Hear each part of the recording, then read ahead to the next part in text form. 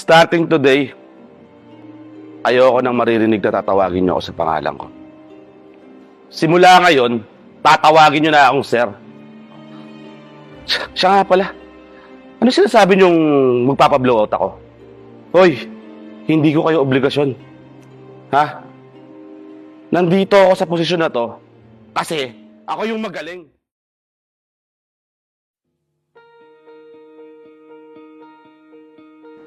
Guys, kaya ako kayo pinatawag dito ngayon dahil may mahalaga akong announcement. I-announce ko ang bagong bar manager ng LU. So, please, let's congratulate Mr. Glenn Mulet. Uy! Congrats! Boss, thank you po sa bagong responsibilidad na binigay niyo sa akin. Huwag po kayo maggalala. Hindi ko po kayo bibiguin.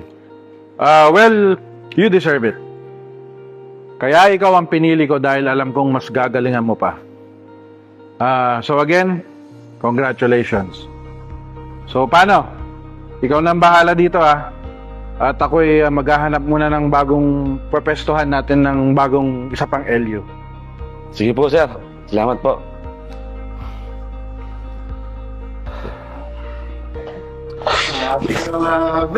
Talaga Felix, galing-galing mo Glenn eh. Yeah. Oo nga eh. Pa-blowout ka naman. Oo nga. Tara, kailan tayo inom? Oo. Starting today, ayoko nang maririnig na tatawagin niyo ako sa pangalan ko. Simula ngayon, tatawagin niyo na akong sir. Siya nga pala. Ano sinasabi niyong magpapa-blowout ako? Hoy, hindi ko kayo obligasyon. Ha?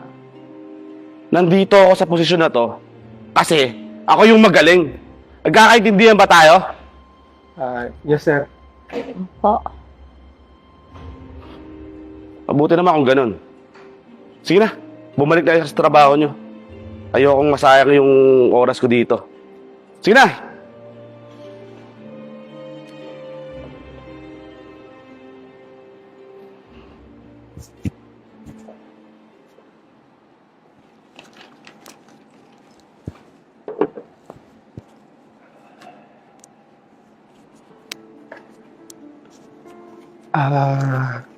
Sir Glenn.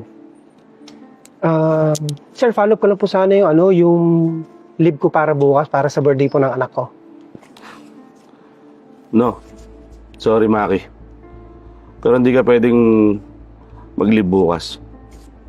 Busy bukas. Weekends. Kailangan kita. Pero sir, nagpaalam na po ako kay boss nung nakaraang linggo pa eh. Dinecline ko na yung request mo sa management. Alam mo, hindi ko pwedeng isakripisyo yung araw na yun. Ha? Para lang dyan sa birthday ng anak mo. Busy tayo. Pero sir, minsan na kasi yung sa isang taon yung birthday ng anak ko. Wala nang pero-pero. Pumasok ka, Maki. Kung ako sa'yo, ilipat mo na lang ng ibang araw yung celebration ng anak mo. Or else, I will give you notice.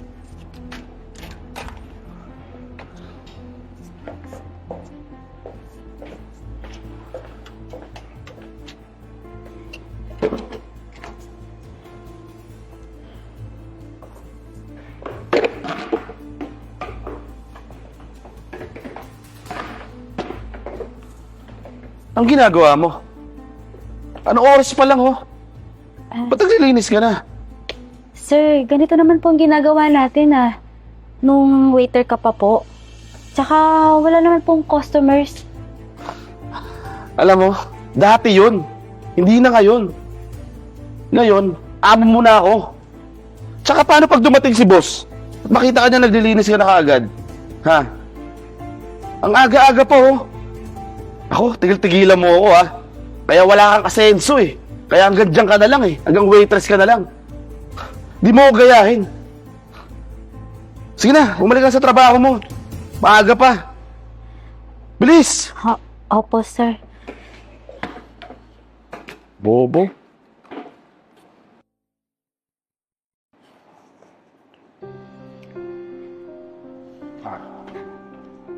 Excuse me lang po, sir.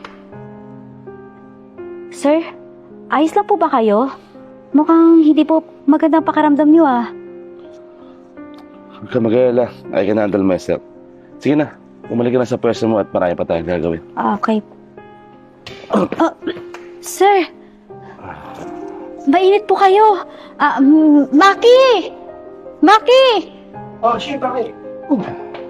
Ano nangyari, sir? Mainit si Sir eh. Nilalagnat. Sir, pahinga ka muna dyan. Kami muna bahala dito.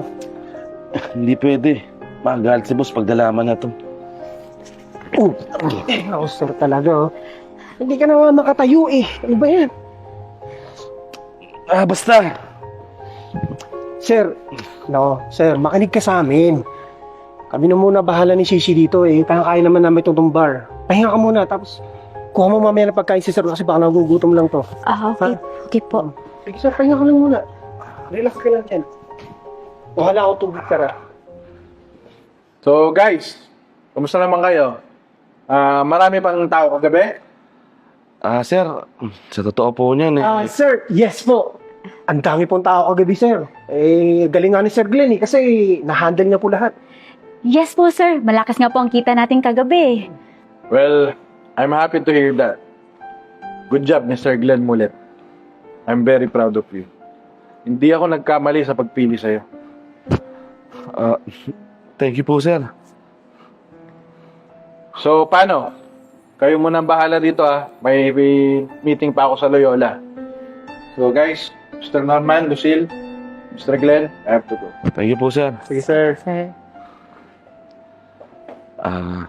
Guys, gusto ko sanang humingi ng pasensya sa inyo sa inasal ko simula nung na-promote ako. Especially sa'yo, Maki.